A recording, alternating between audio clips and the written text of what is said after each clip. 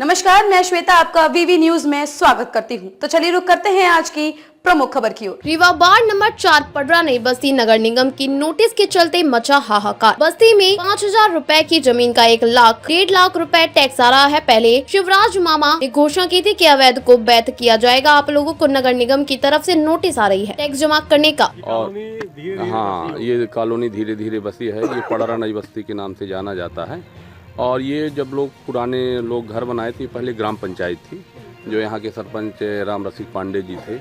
और उस समय मंजूरी की कोई अनुमति नहीं थी, ग्राम पंचायत के माध्यम से उनको अनुमति दे दी जाती थी और वो घर बना लेते थे। और नगर निगम ये बाद में हुआ। और जब नगर निगम बाद में हुआ तो कुछ लोग डायवर्सन कराएं, कुछ लोग मंजूरी लिए। और जो लोग मंजूरी भी नहीं लिए हैं तो टैक्स देने में किसी को कोई आपत्ति नहीं, भाई आप टैक्स लीजिए।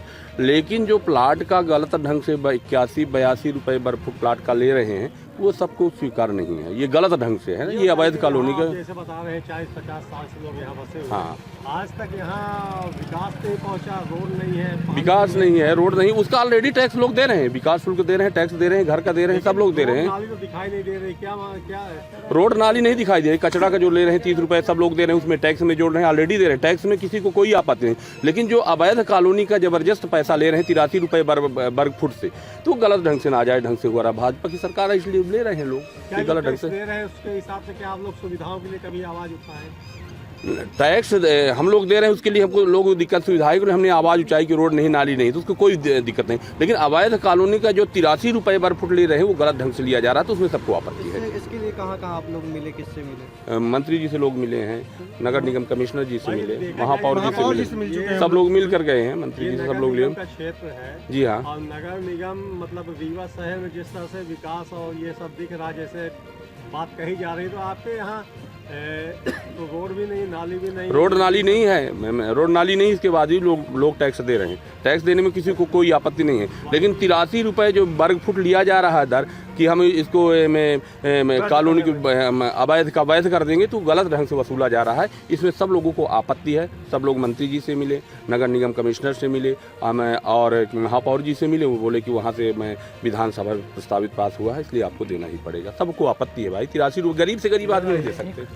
चूंकि बताइए, आप यहाँ के निवासी हैं। बिल्कुल बिल्कुल। क्या समस्या क्या आ रही है? समस्या ये है कि जैसे इसको कह रहे हैं कि अवैध कॉलोनी, और बता रहे हैं कि रीवा में 120 कॉलोनियाँ अवैध हैं और प्रॉपर टैक्स ले रहे हैं। तो मतलब अवैध अगर कॉलोनी थी और तुम टैक्स ले रहे हो तो अवैध काम तो तुम भी किए। अब तुम शासन बैठे हुए हो और कुछ भी डकैती डाल दो, तुम बिल्कुल साफ सुथरा हो और यहाँ पब्लिक के साथ मतलब लूटपाट मचा रहे हो। तो टैक्स प्रॉपर दे रहे हैं, बिजली का बिल प्रॉपर दे रहे हैं, पानी का कनेक्शन लेके पानी का दे रहे हैं, जो नगर निगम टैक्स आ रहा वो भी दे रहे हैं। अब इंजेक्शन लगा रहे हो नॉर्मल व्यक्ति को, 1.5 लाख 2 लाख 2.5 लाख का बिल थमा रहे हो कि अवैध कॉलोनी के नाम पे दो। तो अवैध, मेरा कहने का मतलब ये कि वैध हो जाएगा पैसा देने से, तो ये नक्शा सुधर जाएगा, इनके सामने गार्डन आ जाएगा क्या? मतलब पैसा दे के वैध करना मेरे समझ में नहीं आ रहा किसी पब्लिक के कि क्या है। तो मांग बस इतनी है कि आज से इसको वैध किया जाए। अब आगे जो कुछ भी होगा, टैक्स तो दे ही रहे हैं भैया, कागजे में जब वैध करना वैध कर दो। जैसा लाडली लक्ष्मी योजना दे देते हो अरबों खरबों एक झटके में, तो एक झटके में वैध कर दो सब कॉलोनियों को।